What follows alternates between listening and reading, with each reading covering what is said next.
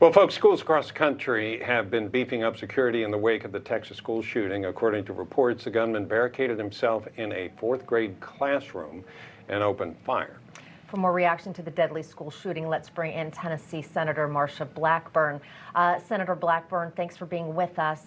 Your thoughts on this horrible tragedy in Texas? You know, there are just no words to describe how horrific. My prayers are truly with the families, the children, the students, this entire community of Uvalde. This is something that is just so horrific and so traumatic. And of course, this investigation is going to carry forward. They're learning more as they're working through this, but let's continue to hold this community very close. Absolutely.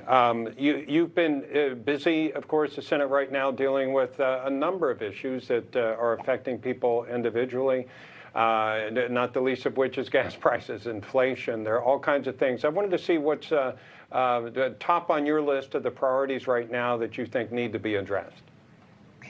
Inflation, the open border, crime in the streets. Those are the things that Tennesseans are talking with me about most. Very concerned about the price at the pump. In our Commerce, Science, and Transportation Committee today, we were trying to push some amendments forward that would deal with these issues. You know, getting the EPA, Department of Energy, to approve these drilling permits. There are about 5,000 drilling permits that are languishing, people who hold leases and want to move forward and drill, but they can't. They're waiting to get that drill permit. Of course, this administration could choose to take some actions like restarting the Keystone Pipeline, which, by the way, would have been finished by the end of the year had Biden not stopped it. They could go ahead and open back up the area in Alaska, which is set aside for drilling, which they have now said, oh, you can't go drill there. Everyone in Alaska is for this drilling, but the Biden administration is not. So they're choosing to run the price of gas higher. I think that the Democrats have long wanted $5 a gallon gas. They've got it. So they're going to stick with it, even though it's a hardship. Yeah, it may not stop there. That's one of the problems. Here's what the president had to say about gas prices recently.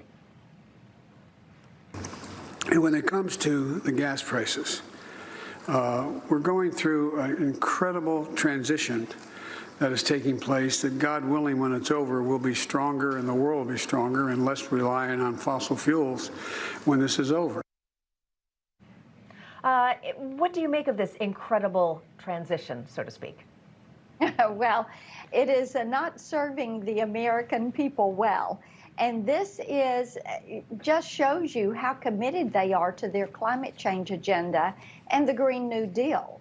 They are determined to run up the price of gas, to limit access to fossil fuels, to make it more difficult and more expensive for fossil fuels, and force people to go buy cars they can't afford because they're too expensive.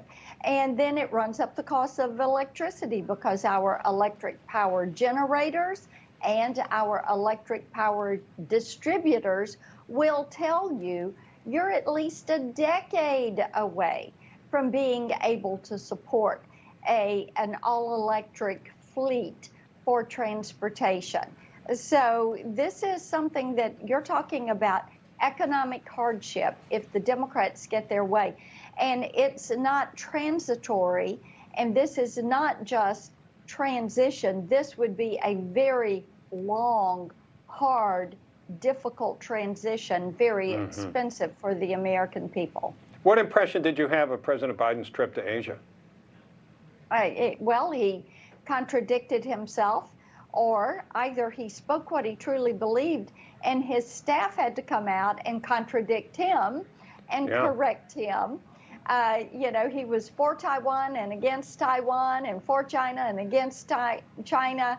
And I think that it showed that President Biden is not in charge, that his staff is in charge, and they're the ones making the decisions. Yeah, and just to make clear to people, he kind of committed American troops and military resources to protect Taiwan, even though there's been a strategic ambiguity since 1979 that we will protect them, but we're not going to say that because we don't want to offend China and provoke them. So he wasn't able to deal with that nuance. He was not. And it causes you to wonder if he is recalling things from his Senate days and using that as his criteria, as opposed to what the team around him at the White House, the agenda that they are pushing. But Bob, you've got to realize the Democrats have an agenda, and it is to push us to a socialistic, big government-centered agenda where they control your life, daylight to dark, 24/7. Climate change is a part of it, federalizing elections and education, and getting micromanagement of trade deals and using executive orders and not the people's representatives.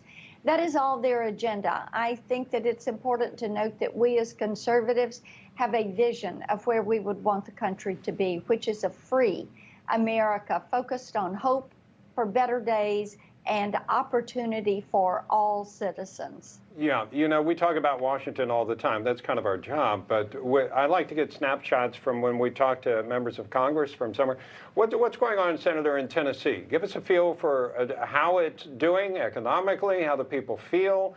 I know they've been way ahead of a lot of the country when it comes to taking those darn masks off and getting on with life. Well, Tennessee is doing very well. You have people from all over the country that are moving to Tennessee. And Bob, having lived there in Nashville, you will appreciate that there are a lot of people walking around now with T-shirts that say, "Don't California my Tennessee." And they want to make certain that people are coming because they like the fact that we have no state income tax, that we have light touch regulation, that we have a smaller state government, and a balanced budget in our state. We've just passed education reform. We believe in site-based decision making. We're making certain that Tennessee is one of the best places in the country to do business. And as you mentioned, we led the way out of COVID. Tennessee was one of the few states in the country that actually had a budget surplus in 2020 and 2021. So there you go. Yep. There's Show another them how it's done. invitation. Yep. Although it's like, don't bring that California stuff here. Enjoy, You're right. Enjoy Tennessee, but this is Tennessee, and that's what people move there for. It's a wonderful place to live. And when I lived there, I used to tell people, "Welcome to Tennessee. Don't stay here. Just visit." But now everybody's moving there. It's a fabulous place with a great senator who joins us. Thank you so much, Senator Blackburn. You got it. Take care.